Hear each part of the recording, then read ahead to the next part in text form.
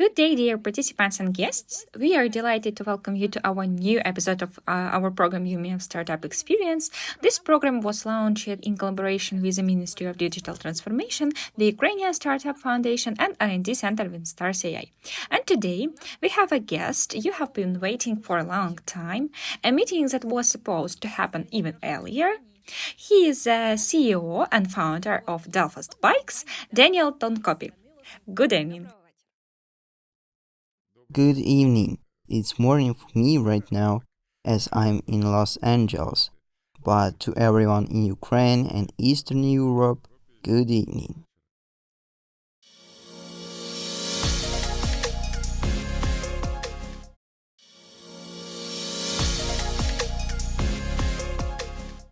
We are happy to welcome you today. Thank you for finding the time to join us. It's great that you support startups and Ukraine with your position. And even despite the time zone differences, you still managed to join us today, which is fantastic.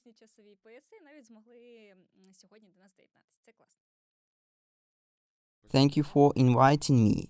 But I support not only startups but also Ukraine. And we are actively communicating with congressmen and senators here. This is not directly related to startups, but still we are all supporting Ukraine. For example, last year I met with US Secretary of State Antony Cool. Blinken. It was a meeting related to our bikes. He was speaking at a conference where our Ukrainian made electric bikes were showcased. But after his speech, I approached him separately and asked, "Can I ask you one thing? Or rather, request one thing?" He and his team replied, "Yes, of course, what would you like?"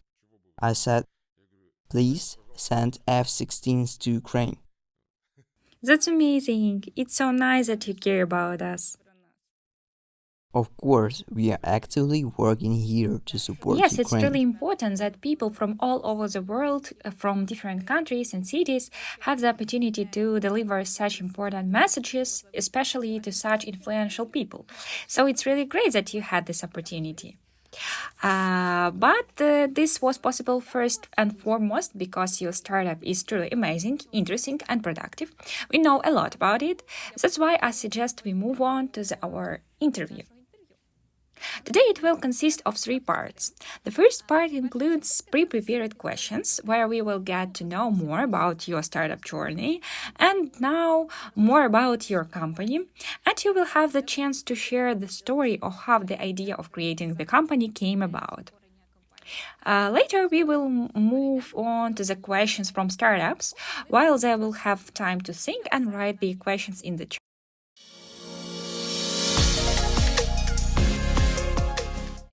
Great. So let's move on to the first question, which is, how did the idea of creating your business came about? Delfast was born in the summer of 2014, so it has already been 10 years or even more. How did the idea come to me?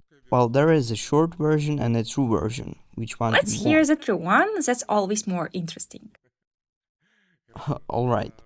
Actually, this is not my first startup, not my first company. Before this, I already had an exit. There was best.ua. I had already made a number of mistakes, so I knew what not to do when starting a business. And I understood that the best way to start was by identifying demand. I was looking for a niche where there was strong demand. Back in 2013-14, I was sitting in the East Labs business incubator in Kiev on Zhelanska Street. This incubator helped develop companies like Promo Republic.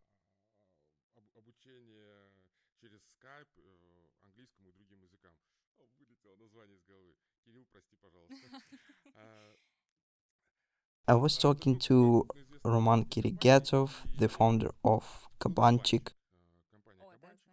a platform for finding freelance workers. I asked him, "What are the most popular services on your platform?" He said, "Delivery." Yes, people were constantly requesting delivery services, but Roman told me I'm not really interested in delivery. I asked why not? It's your most popular service. He explained, because I earn only 5 to 10 hryvnias per delivery. Customers pay 50 and our commission is 10, but to acquire a customer I spend 200 on marketing. So it doesn't pay off, it's not profitable for me. He told me he preferred bigger services, like office renovations or moving services, because those brought in more revenue. I understood his business model, but something stuck in my mind. Delivery was in incredibly high demand. It was the number one service on his platform. So I started digging deeper into the delivery industry.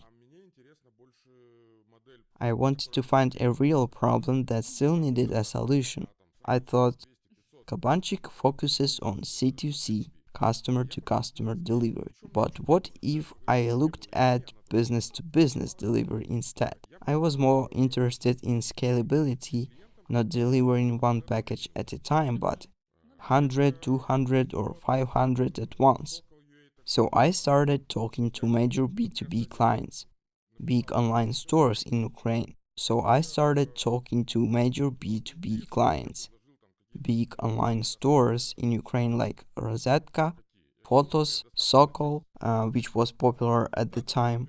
For example, I wrote to Slava Chatkin, the founder of Rosetka, and asked, "Would you be interested if I offered you a new delivery service?" He asked, "What kind of service?"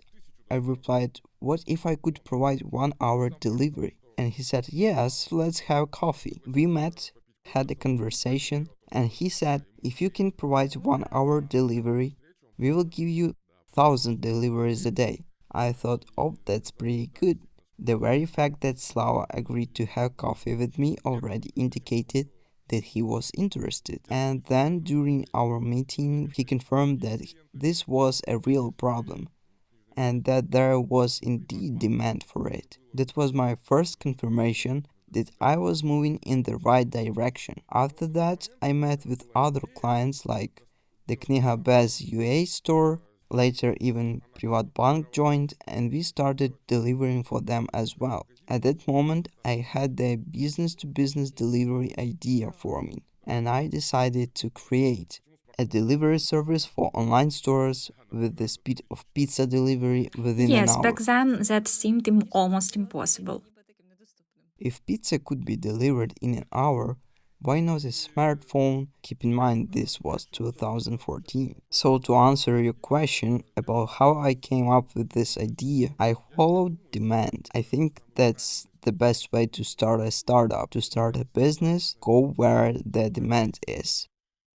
I totally agree. The most important thing is customers. If there are no customers, how will the business survive? And it's cool that you immediately had the right mindset, that you knew where to go. But that wouldn't have happened without someone guiding you in the right direction. How did you move from the delivery concept to electric bikes? How did everything change so quickly? How did the transformation happen? That's a really interesting question. I especially remember that in 2015, when we were just starting out, we were focused entirely on delivery. In delivery, there are probably three key components: customers, of course, the most important, employees, couriers who handle deliveries, transports. In our business model, about 40% of costs went to employees and another 40% went to transport. We were constantly thinking, what's the best way to deliver? How can we achieve 1 hour delivery? Together with my partner Serhiy Denisenko, we tried to find a working business model that would be profitable for everyone involved. Cars were not an option, they were expensive and always stuck in the traffic. Bicycles weren't an option either. Couriers couldn't pedal all day long, but by noon they'd be exhausted. So what could we Yes, do? that's a human factor, I agree. Exactly. That's when we decided to try electric bikes. We bought our first e-bike, but it turned out to have a very short range, only 30 kilometers per charge. Meanwhile, our couriers were covering 150 kilometers per day. So we started modifying the e-bikes, but we were doing it for ourselves, for our couriers, to make sure they could work all day and complete deliveries efficiently. By 2015, a year after launching, we already had dozens of business clients and possibly close to 100 couriers. We had our own electric bikes and people kept asking about them. They would come in and say, "What are these?" We would say, "They are electric bikes." They would ask, "How do they work?" We would say, "Sorry, we are a courier company." And then they would ask, "How much do you sell them for?"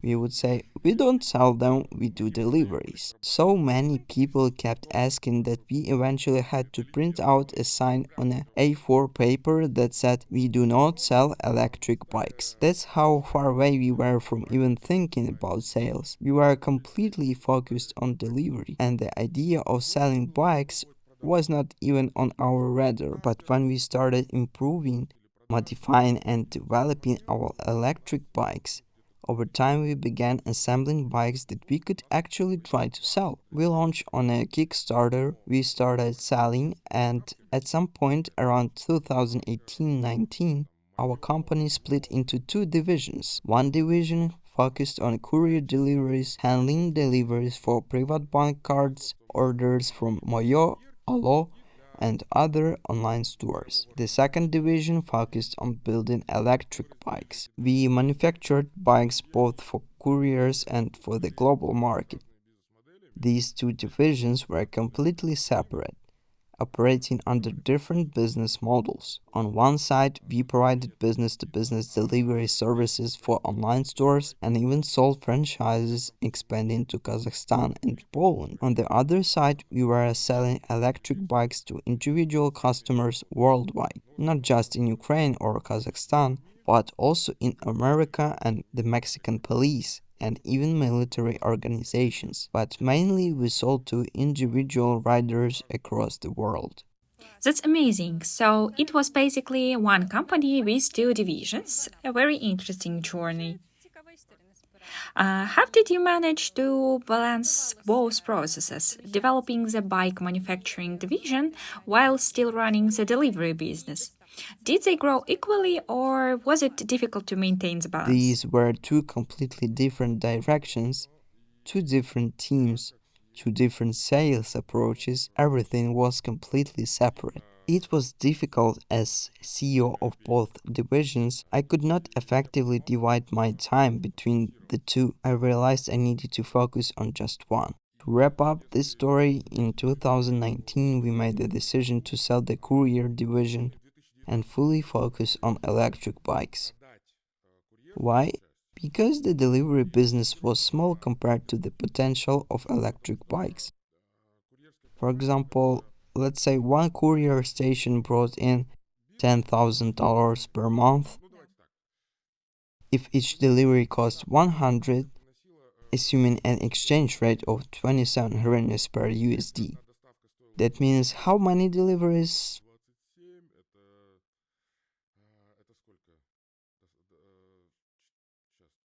We've got some About mathematicians 400 here. deliveries per month. Wait, let me grab a calculator. So if we earned 30 Ukrainian hryvnia per delivery, that's roughly $1 per order.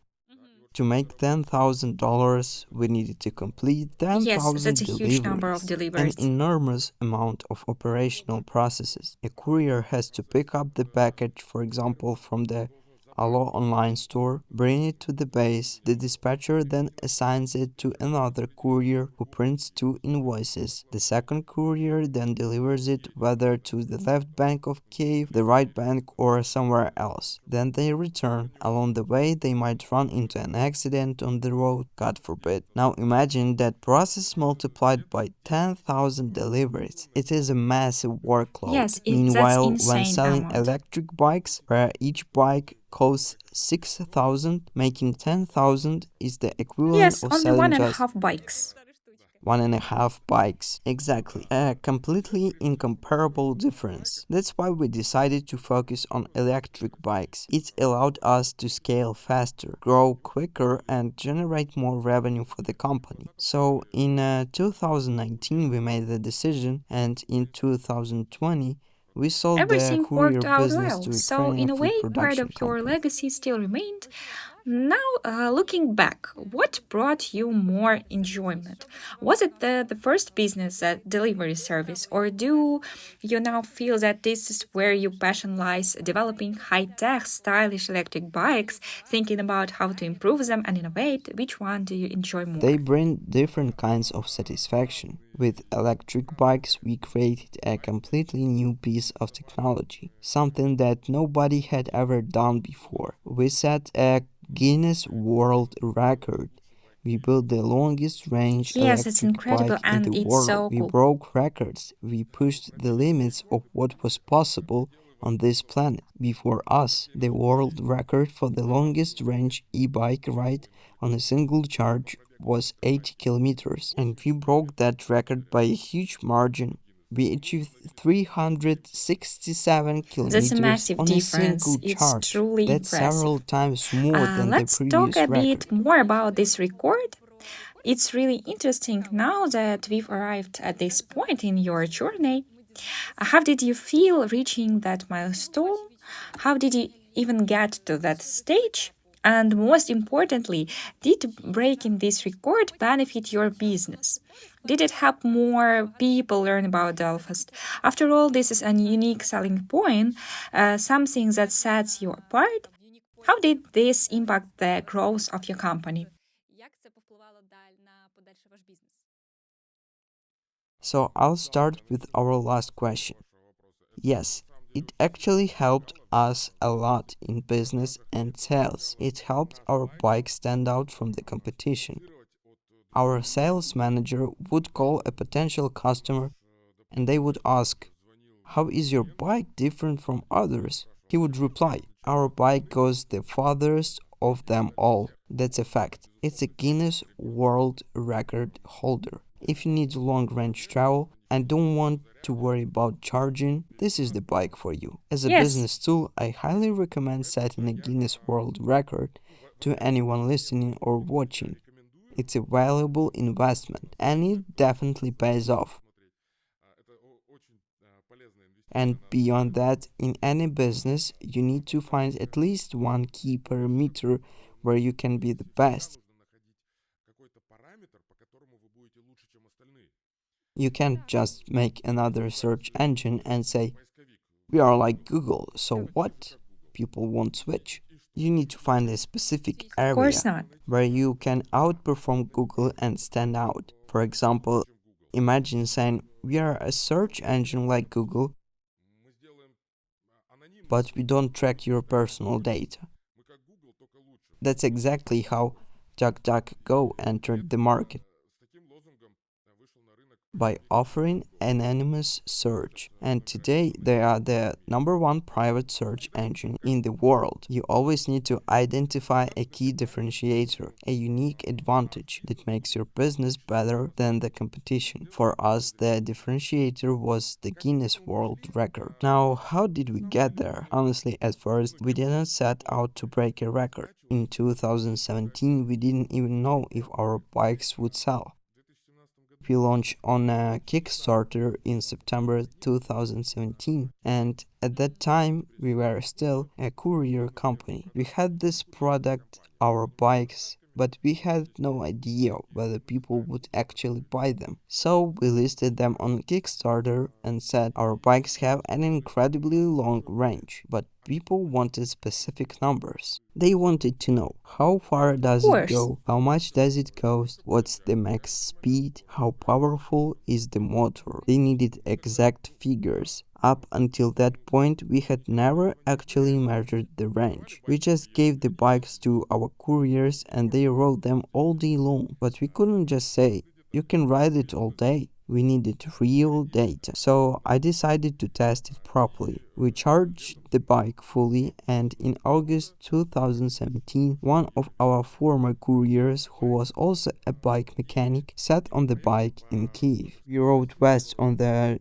Zhytomyr highway towards Lviv. When we reached Zhytomyr, about 105 kilometers away, the battery still had more than half its charge left. When we got to Rivne, 305 kilometers from Kiev, the battery Ooh. was still at 20%. We kept going past Dubno and beyond. In total, that day we rode 380 kilometers on a single charge. Vitalik, our pilot, was on the bike and I was following in a car. From time to time, I'd pass him a bottle of water, a banana, That's or an amazing. energy bar out of the window. He just kept riding and we kept going. That's when we confirmed it. Our bike was officially the longest range electric bike in the world. Afterward, I messaged my business partner in Kiev.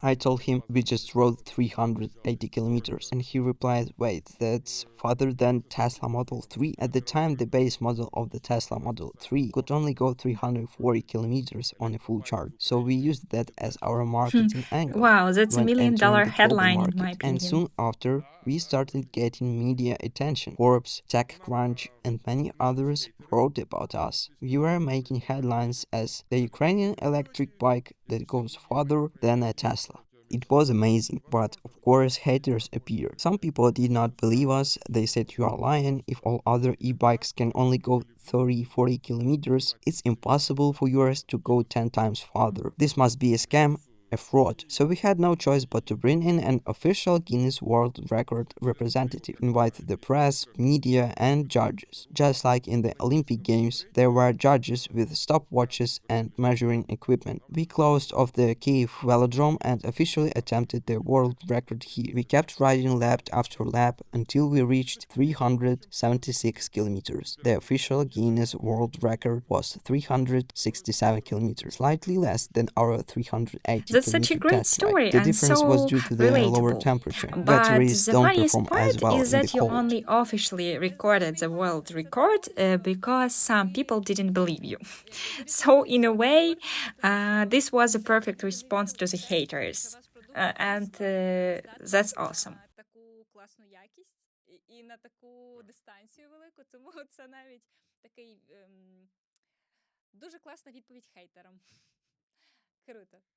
Yes, that's exactly how it happened. But it's also interesting that your first test ride was just a spontaneous decision. You simply got it on the road and went for it.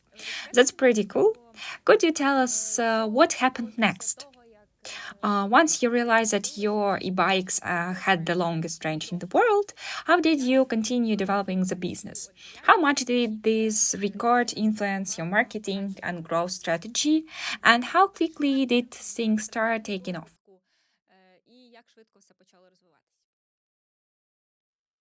It had a huge impact. We incorporated it into our business strategy, positioning ourselves as the world's best. I believe Henry Ford once said, when the world got its second car, racing was born. People always want to compete. Who's the fastest? Who goes the farthest? We embraced this competitive spirit, and this wasn't our only record. Yes, the Guinness World Record for longest range was probably our most famous, but it was not the only one. In recent years, we also set a speed record. This was with our new electric motorcycle, and we named it Dnieper. We even acquired the trademark rights to Dnieper motorcycles.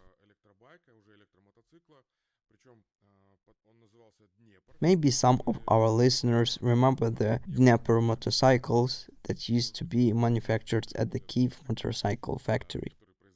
Now Delfast owns the trademark rights for Dnieper. My vision was to revive the legendary Dnieper motorcycle, but this time as an electric vehicle built for the modern era with a powerful electric motor instead of a gasoline engine. And with this new motorcycle, we set a speed record in the Boneville salt flats in the US.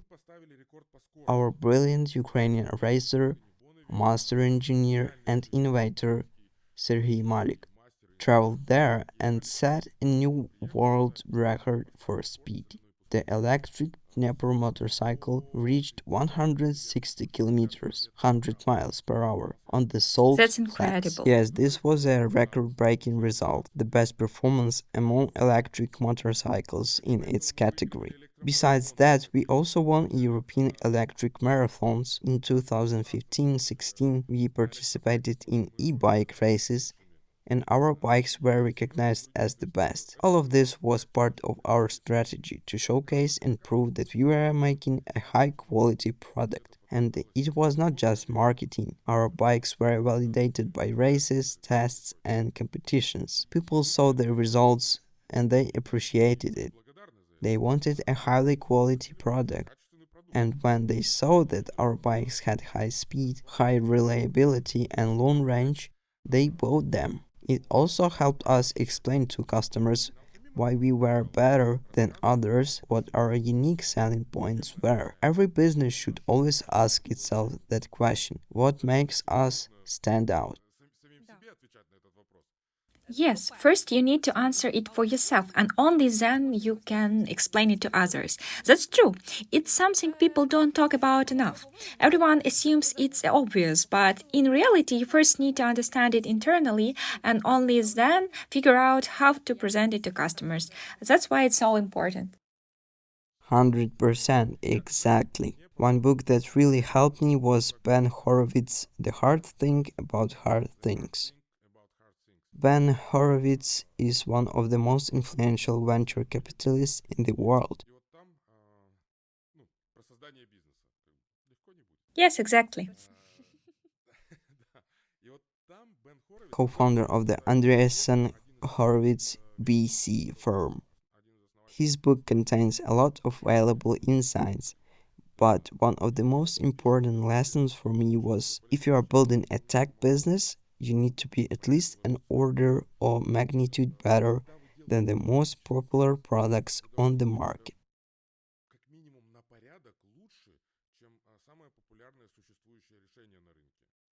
Yes. I applied that idea to my business. When I started with delivery, I asked myself, who is the number one delivery service in Ukraine? The most popular solution, Nova Poshta. So to be successful, I had to be an order of magnitude better than Nova Poshta. I started looking for that competitive edge. What could I do that was 10 times better? Could I compete on price? No, that was not realistic. If Nova Posta charged 50, I couldn't just charge 5. That would not be sustainable. Could I compete on service quality? Maybe, but how would I be 10 times better in customer service? That was not clear. But then I realized they deliver in 1 to 2 days. I could deliver in 1 hour. That was my unique selling proposition, and it came directly from Ben Horowitz's philosophy. I applied the same principle later to electric bikes.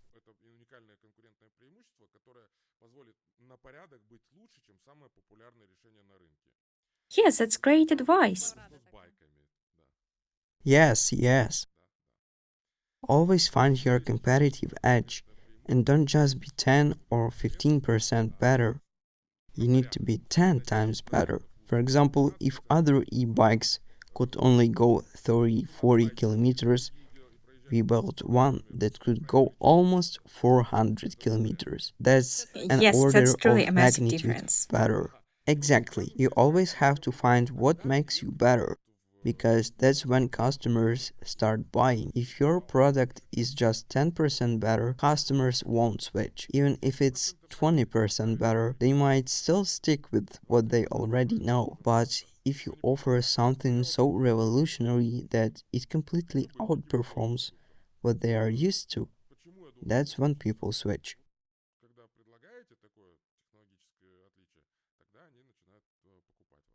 Yes, I completely agree.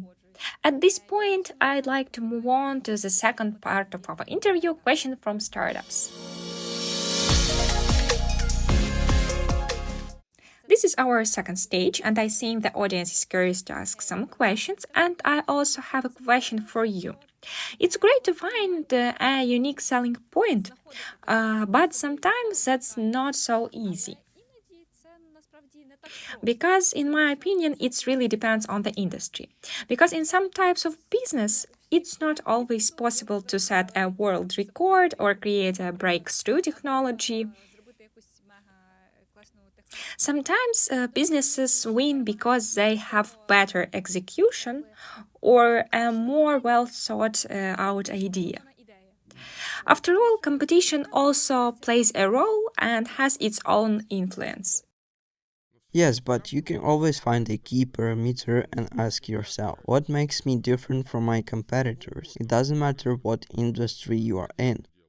For example, if you are in fashion, you need to ask, is my clothing made from better materials? Do we support underrepresented communities in production? Is our design unique? Do we have a strong sustainability mission? I understand that finding a competitive advantage can be difficult, but without it, it's much harder for a business to stand out in a crowded market. The good news is your differentiator doesn't have to be something revolutionary. For us, long range was a powerful differentiator. Then we also focused You on did your speed, which best. is another strong factor. There are hundreds of electric bike manufacturers on the market, and each of them stands out in a different way. One brand says, we have the most advanced mobile app. Another says, we have the most energy efficient motor. The third one says, we offer the best price. Another claims, we have the best design. Our designers worked at Mercedes Benz or BMW. Each company finds its own niche, its own unique strength, and builds its brand around it. So, yes, it is absolutely possible. Exactly. Just like in the automotive industry, different car brands position themselves differently. One focus on safety, another on speed, another on luxury, and yet another all self-driving technology. It's crucial to have that direction because without a unique technology, it's much harder to attract the audience and build a strong customer base.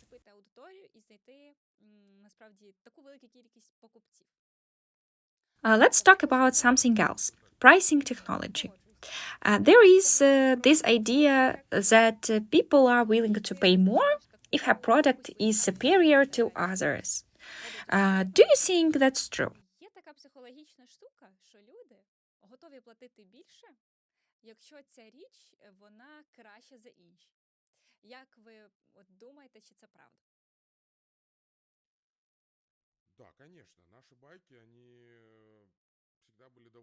Yes, absolutely. Our bikes have always been quite expensive. When we first entered the market, our starting price was around 4,000, 4,500. At the time, in 2017, we were a small courier company from Kiev that nobody had heard of, and yet we were selling bikes for 4,500. Our main customers were Americans, and I believe about 80% were from the US and Canada, and 15% from Europe. For them, 4,000 was a serious amount of money, and yet they were willing to pay it to a brand new company they had never heard of. Why? Because our product was so much better than anything else on the market. So, to answer your question, yes, people are absolutely willing to pay a premium if they see that your product truly solves their problem. The same happened with our delivery service. Before we sold the courier business in 2019, we charged 180 hryvnia for 1 hour delivery. That was quite expensive at the time. Nova Posta's delivery costs around 50 to 70, but we had already expanded our Yes, services. it's One not a hour small delivery, amount. same day delivery. For example, if you ordered a smartphone on Rosetka at lunchtime, we would deliver it by the end of the workday within 4 hours.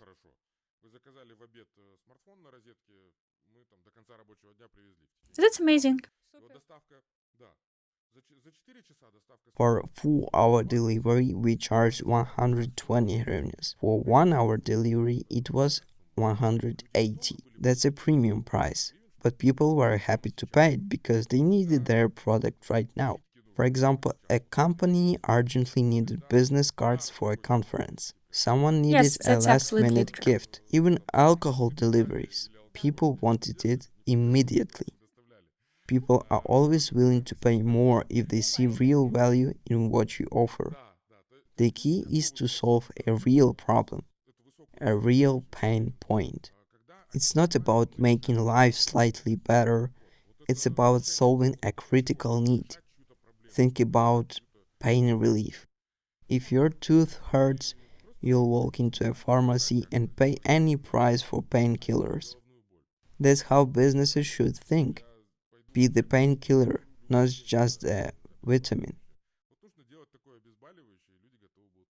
That's such great advice, and it's important to talk about this, especially for early stage startups, because if you don't identify your unique advantage early on, it becomes much harder to scale later.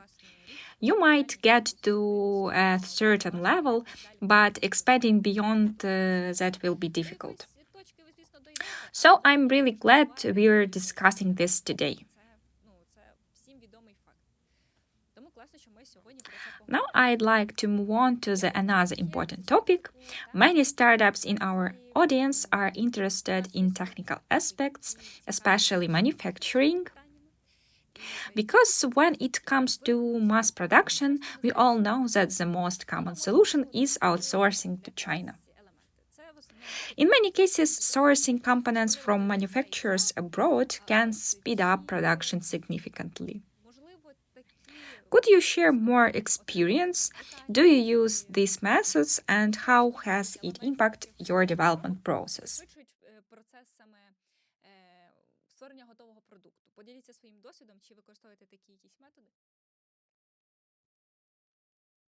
Yes, we manufacture our bikes from the very beginning.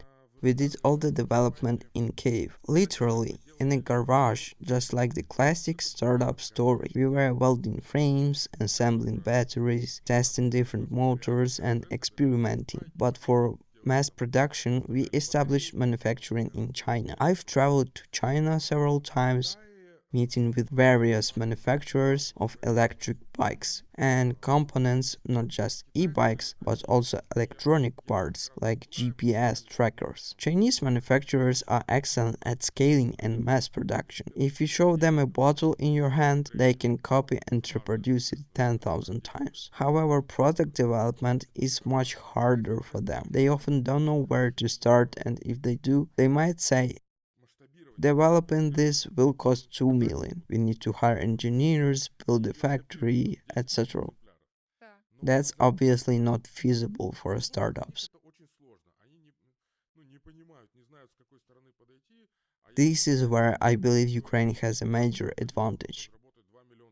It's not the only country with this capability, but Ukraine is very strong in hardware and software engineering.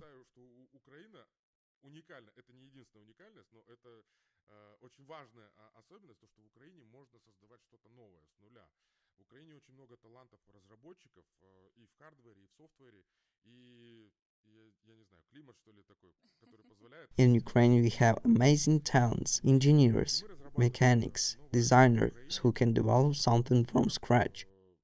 So, our approach was to divide production.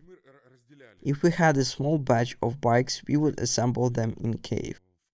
For scaling and mass production, we relied on China.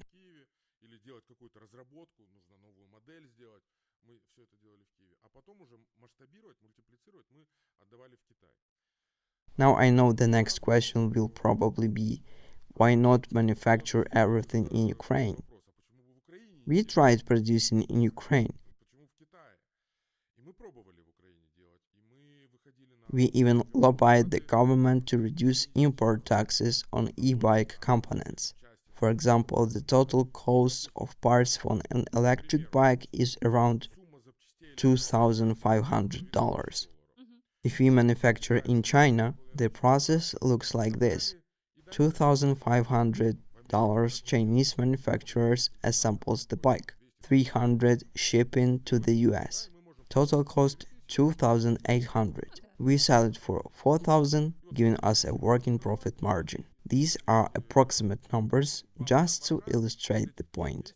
With the 4,000 revenue, our gross margin is 1,200.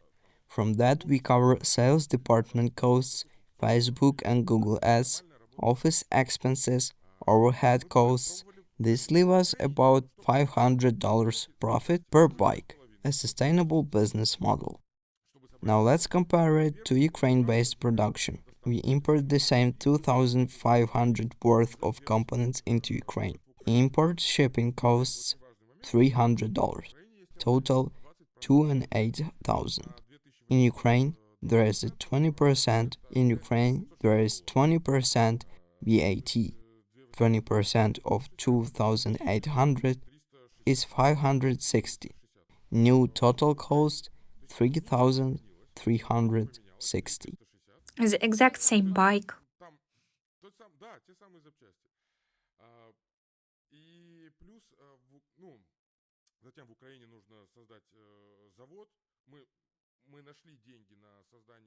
Yes, same bike, same components, but now the cost is 3,360 before even shipping it to the US. Now when we ship this Ukraine assembled bike to America, we add another 300 in logistics. So the final cost is 3,660.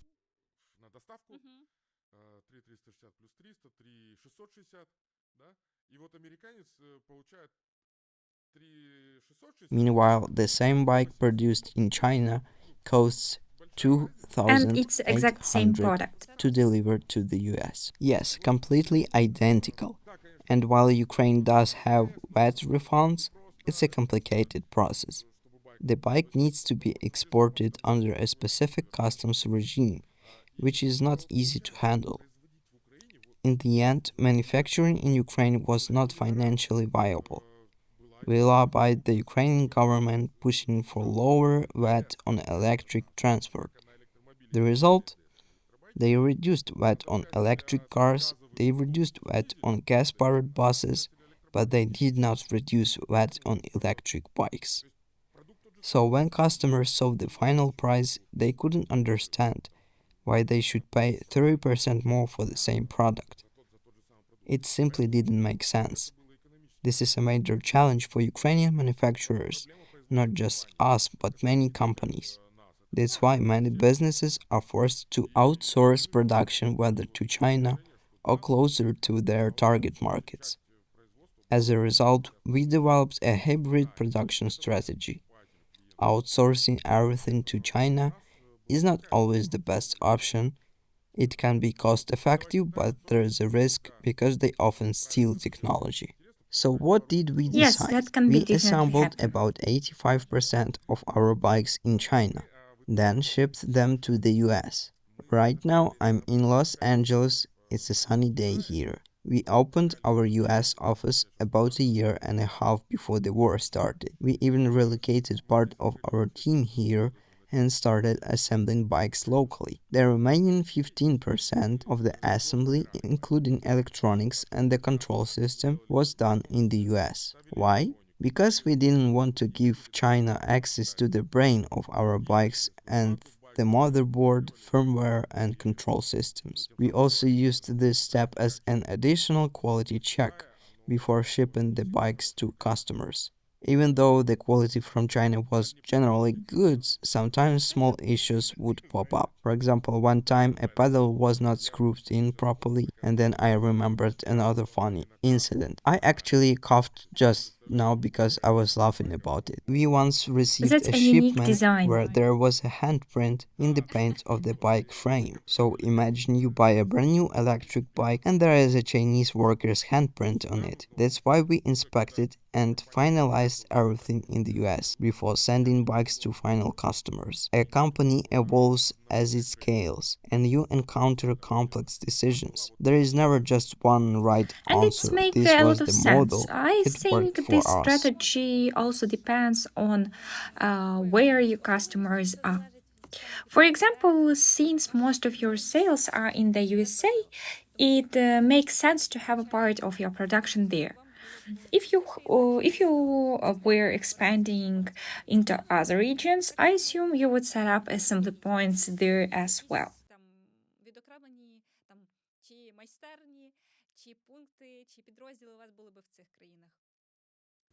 Exactly. Cool. Now I'd love to ask how many countries are you currently selling your bikes in? And could you also give some advice to startups about scaling? When is the right time to scale? We have heard from other entrepreneurs that timing is critical. If you miss the right moment, growth can stall. What are your thoughts on that?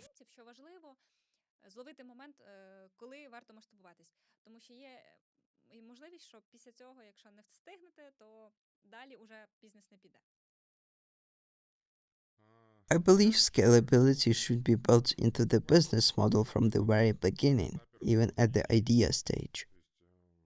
On the beginning. Yes, yes, exactly.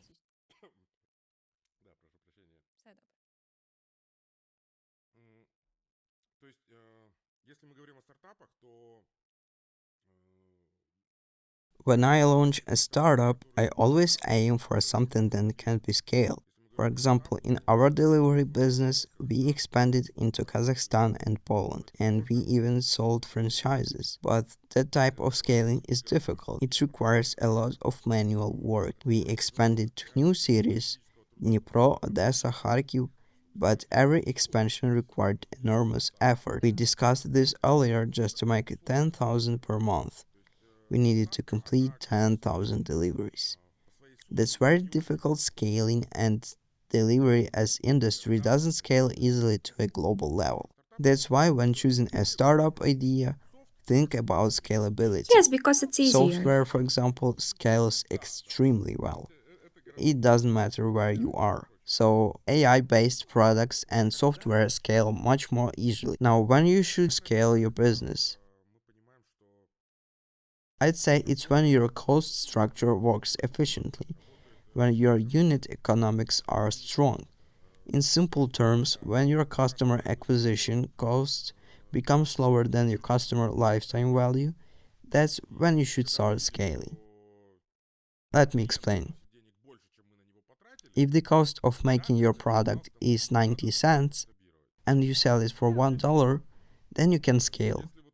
But if the opposite happens, if your marketing and customer acquisition costs are $1, when Yes, your of revenue course. per customer is only 90 cents, and you try to scale at that point, you'll just scale your losses.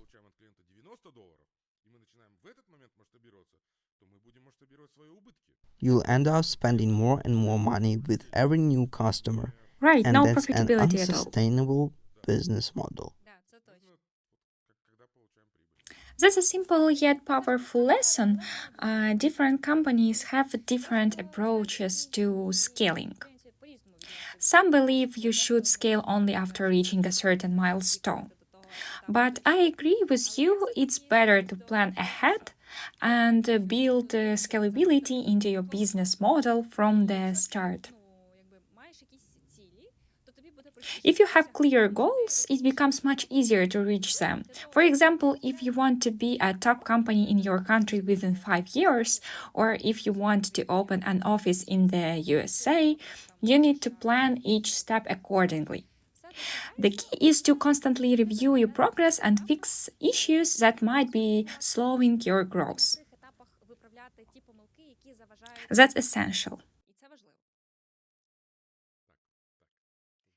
Great. Now we have a question from a startup.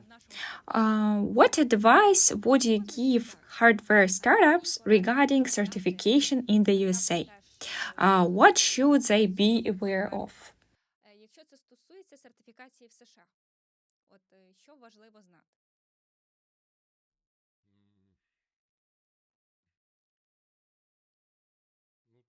Well, my main advice is simple. If you need certification, you have no choice Makes but to go sense. through the process. There is no shortcut around it. For example, our e-bikes don't require mandatory certification.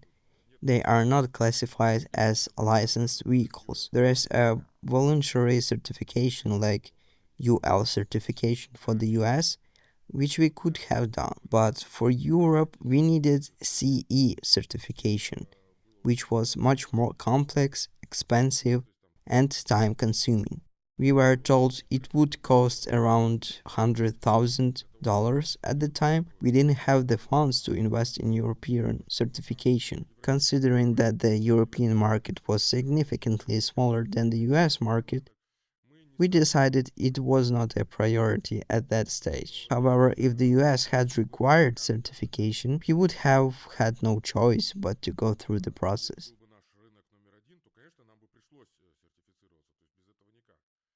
Instead of certification, our main challenge was the legal regulations. In the US, electric bikes are divided into three classes based on motor power and speed limits. The maximum speed allowed for road legal e-bikes is 28 miles per hour, which is 45 kilometers per hour. But our top model could go 80 kilometers, Yeah, I see. so it makes 50 miles, which made it illegal for public roads. So we faced a tough decision. Should we certify it as a motorcycle that would allow it to legally go 80 kilometers per hour, but it would require license plates, motorcycle registration, a special driver's license, motorcycle insurance? That would complicate the buying process for customers. One thing about e-bikes is that people want simplicity. Just buy it and ride it. If we forced customers to go through a complicated registration process, it would reduce the number of potential buyers. So what did we do? We limited the bike's speed to 45 kilometers and made it road legal. We also got legal confirmation from two law firms that our e-bike complied with US regulations. But at the same time, we didn't want to take away the option for customers to enjoy higher speeds. After all, that was one of the biggest selling points. So we came up with a solution, a special feature in our mobile app called off-road mode. In the app, customers could switch the bike into off-road mode. Before enabling it, they would see a message saying, for public roads, the maximum allowed speed is 45 kilometers. Do you agree? They would confirm and continue riding at legal speeds. However, if they wanted to ride at 80 kilometers, they could switch to off-road mode. The system would then display another message: you are switching to off-road mode. You can now ride at 80 kilometers per hour, but only on private property or off-road trails. Do you agree? If they clicked yes, they could unlock the full speed. This way, we sold a fully legal bike for public roads, while still allowing customers to unlock its full potential on their own. And the responsibility for using off-road mode fell entirely Clever on the plan, very user, not clever. on us. Everything is But completely honestly, legal. it's a great idea. I don't see any issues with it. How did your customers react to this solution? Did they like the idea? Yes, of course. They didn't want to spend 5-6 thousand on a bike that only goes 45 kilometers per hour. Bikes with that speed limit were already available for Yeah, there two, are three definitely thousand some dollars, tricky aspects to that. and the market was full of them. Our customers wanted something unique, powerful, and fast, but still legally compliant. So we had to find a legal way to sell them a high-performance bike.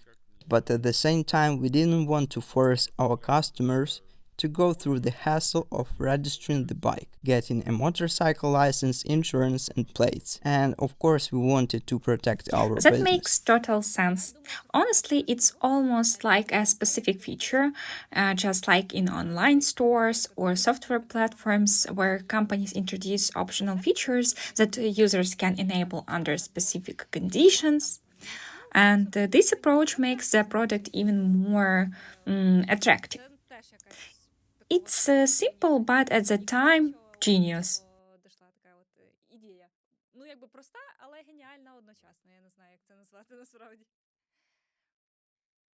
Yes, we had a problem to solve. We didn't want to sell low power 45-kilometer bikes. We always focused on building the most powerful, high performance electric bikes, but selling them legally was the challenge. So we had to find a creative and compliant solution, and That's a this was brilliant it. idea. I really respect that. I actually had no idea about this story, but it's fascinating to hear. Okay, let's move on to a few more questions before we wrap up. Let's talk about technology trends. We are living in a high tech era, and AI has become one of the biggest trends across all industries. Do you use AI in your products? Or maybe you use it for internal operations to optimize processes and speed up workflows.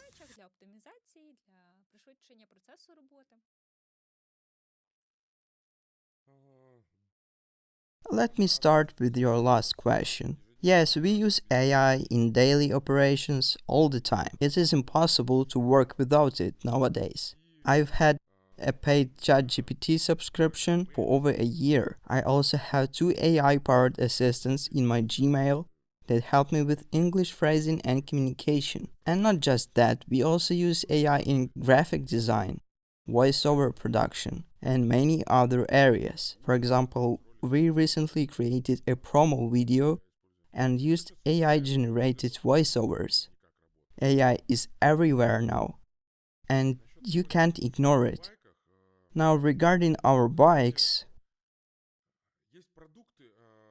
there are two types of products: products where AI is the core technology, and products where AI can be added but doesn't fundamentally change them. Electric bikes fall into the second category. You can add AI, but it won't drastically change the product itself. Yes, I totally agree. A bike is still a bike whether or not you add AI to it. If you can find a truly valuable AI powered feature, that's great. But if you add AI just to follow a trend, it doesn't really make sense.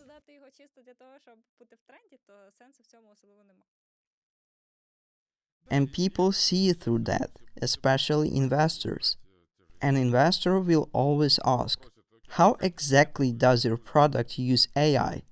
And if you can't give a clear answer, they'll immediately recognize that AI was just slapped onto the product for marketing. Investors are not fools. They've seen hundreds of startups and can tell the difference between AI that actually adds value and AI that's just a Totally buzzword. agree.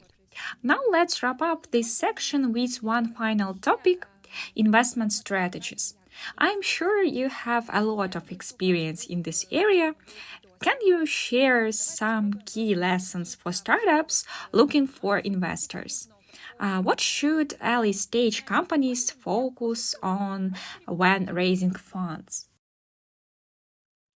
Yes, at the beginning of this interview, I shared a story about how I approach customers first, before raising investment.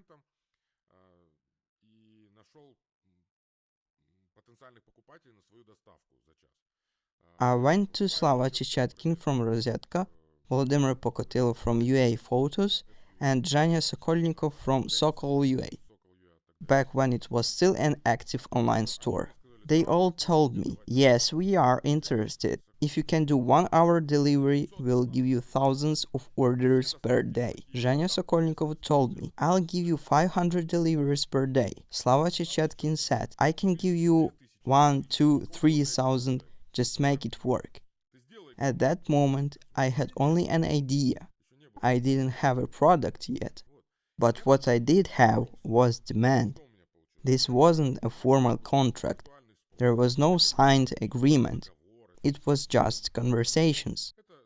But I had proof that the problem existed and I had potential customers waiting for a solution. I wrote everything down in a simple Excel spreadsheet. Slava Chechetkin, 2000 deliveries per day. Zhenya Sokolnikov, 500 deliveries per day. UA photos and others additional requests.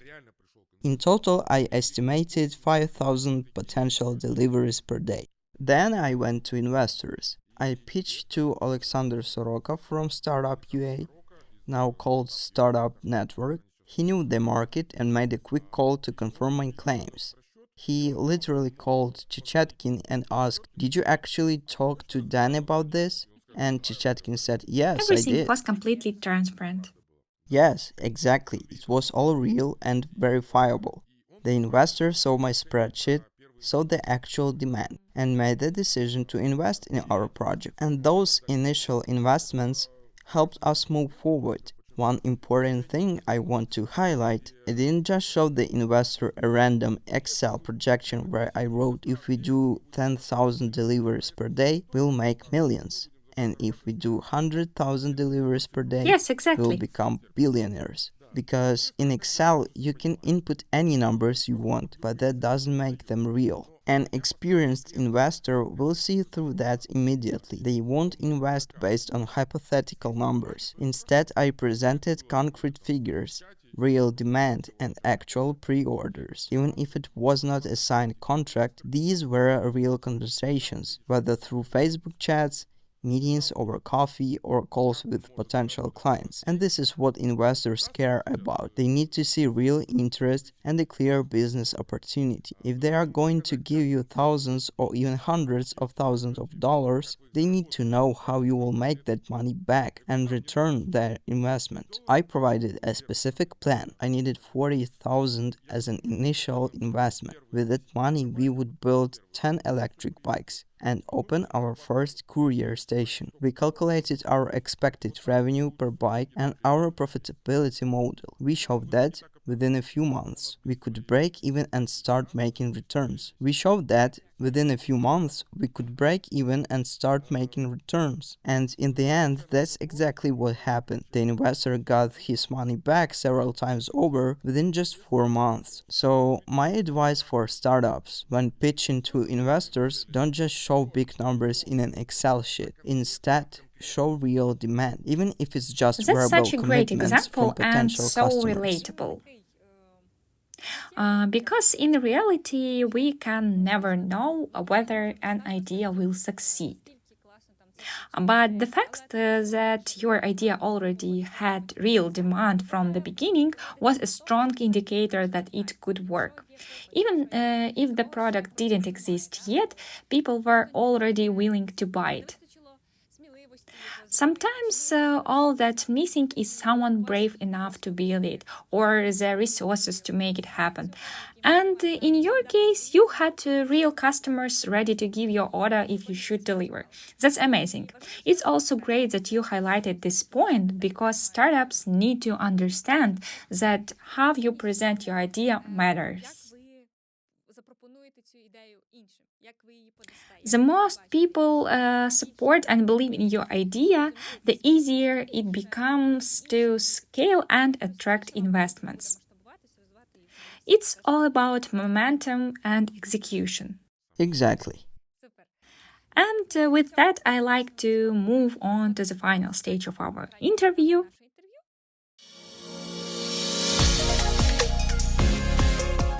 This part is called Rapid Fire Questions. It's a bit more fun and relaxed.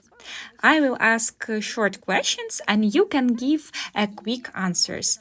They won't be just about work, but also about life, leisure, and some fun topics. Ready? Okay, first question. Which thought leader inspires you the most? Do you have one?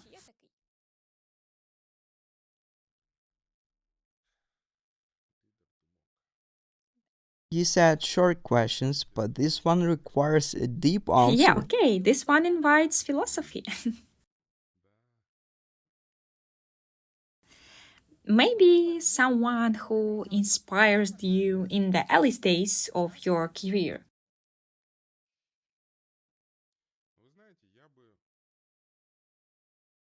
Yes, actually, I'd say John Oh, Lennon. wow, that's unexpected. Not a business leader in the traditional sense. No, not at all. But you didn't ask about business Yeah, you're leaders, absolutely right. you asked about thought leaders. It's his philosophy, his lyrics, his vision of the world that inspired me. Not Paul McCartney's songs, but Lennon's lyrics.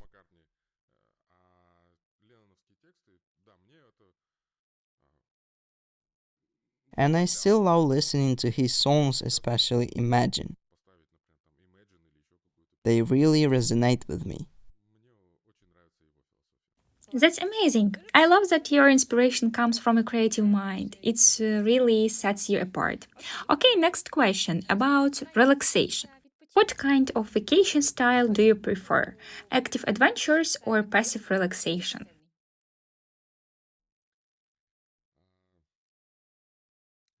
Couch, Netflix, chips.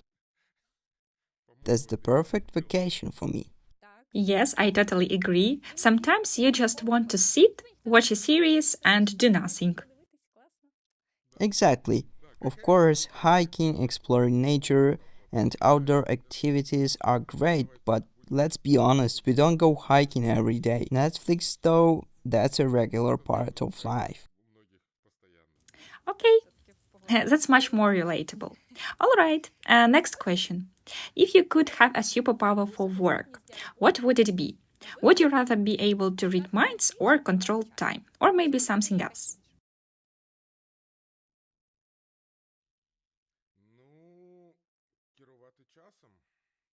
While controlling time would be the most valuable superpower, because if I could time travel, I'd go back and buy Apple stock at the right moment. Or fix something in the past. Exactly. Or imagine being able to extend the length of a day instead of 24 hours, make it 40. That way I could work for 20 hours and still have plenty of time to sleep and Oh, relax. wow, yes, that's something we all need. Totally agree. Okay, next question. Is there a book that changed your life?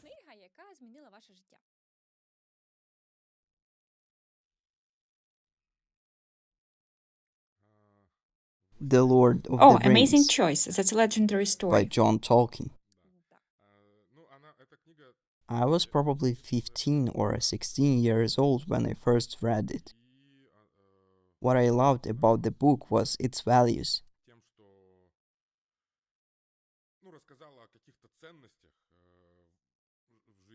It teaches teamwork, collaboration, and perseverance. The main character, Frodo, had a clear goal, and he pursued it no matter what obstacles stood in his way. He wasn't really prepared for the mission, but he built a strong team to support him. And that's a valuable lesson. To achieve big goals, you need a strong team. You should surround yourself with the people who are smarter, stronger, and more experienced than you, just like Frodo had Gandalf, Aragorn, and the others. At the time, I didn't analyze it in business terms, but looking back, it really shaped my perspective. This book changed my life for the better. It made me think more about the importance of teamwork, mutual support, and leadership. That's such a great answer. A lot of people overlook stories like these, thinking they're just fantasy or children's books. But many classic stories have deep messages that we don't always notice at first. Later in life, you might look back and realize, wow, there was actually so much more to this story than I initially thought. And The Lord of the Rings is a perfect example of that. Okay, moving on to the next question. When it comes to education, what do you prefer, self education or formal education?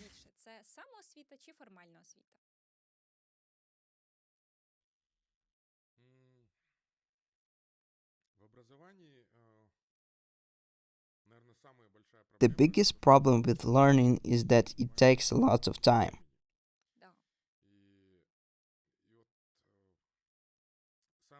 Self education is great because it allows me to choose what I need and manage my own schedule. I can spend 10 minutes today, then 15 minutes tomorrow. It's flexible, but formal education helps with discipline. It forces you to follow a structured learning path. For me, discipline is the main advantage of formal education. Let me give an example. If I go to the gym alone, I might skip a session if I'm not in the mood. If I have a trainer with a structured program, I'm more committed to Oh, going. that's true. Exactly. When I go to the gym alone, I might work out for 10 minutes one day, then skip the next day because I'm busy. Then I might go again, but something comes up and I miss another session. That's a discipline problem, and I think many people can relate.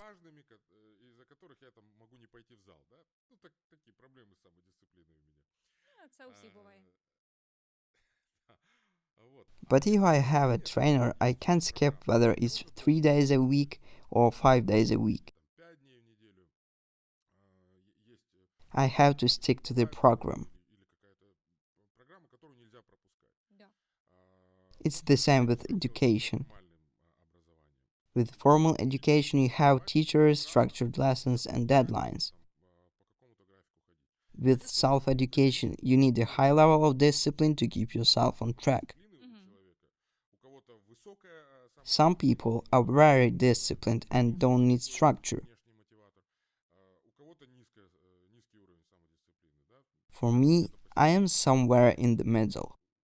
Both approaches have their own advantages and disadvantages. Yes, I agree. I think both self education and formal education are important. You can use self education when you want to learn a specific skill or take an online course, and formal education gives you a strong foundation and structured learning experience. And the next question: what's the biggest trend in your industry right now?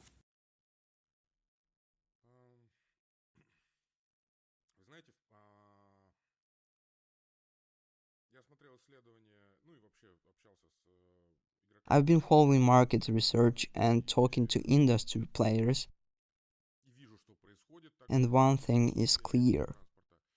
For the last 1.5 years, the biggest trend isn't electric bikes themselves, it's the growth of EV infrastructure. Electric bike adoption has already exploded, especially since the pandemic. People bought huge numbers of e bikes and regular bicycles. Production in China has increased several times over, and now there are hundreds of brands and countless options on the market. So the main challenge now is not making more e-bikes, it's building the charging infrastructure. That's where the real innovation is happening. In Europe, places like Czechia, Spain, and Germany, they are installing charging stations for electric bikes. Riders can pull up, pay a few cents, and charge their bike. In China, this has been growing for the past 3-4 years. Charging stations are everywhere, near cafes, shops, and public spaces. Right now, That's so I'm in cool. the US, and at the moment, there is no widespread charging infrastructure for e bikes here. About 1.5 years ago, I started working with part of our team to develop charging infrastructure for electric bikes. We turned this into a separate project Oh, that's called amazing. InCharge. We received investment from the Ukrainian fund ZAS Ventures led by Andriy Zinchuk, and also That's from the awesome. American accelerator 500 Startups, now known as 500 Global. They invested in our charging infrastructure project, and we'll soon be launching a crowdfunding campaign. I hope it goes well. At the very least, it will help us understand how the market perceives this new product. It's not just for e-bikes, we expanded it so you can charge anything. You pay and charge whatever device you need. That's great, as this market is booming and there are more and more electric vehicles on all kinds. In Ukraine, for example, charging stations are still limited. There are specific designated spots, but widespread accessibility is still lacking. Exactly. There are charging stations for electric cars, so why aren't there any That's for electric discrimination bikes? against bicycles. We can't let this happen. Okay, moving on to the next question. If you could give advice to your younger self at the start of your career, Well, I started my entrepreneurial journey when I was 11 years old. I grew up in Almaty, Kazakhstan, and in the early 90s, around 1991, I was selling paper phone directories.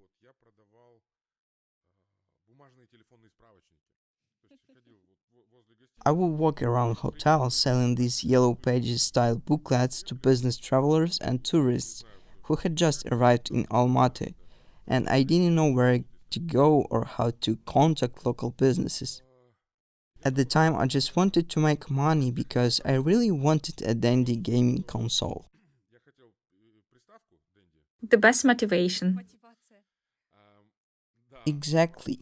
My mom told me, we don't have the money for that, but if you want it, you'll have to earn it yourself.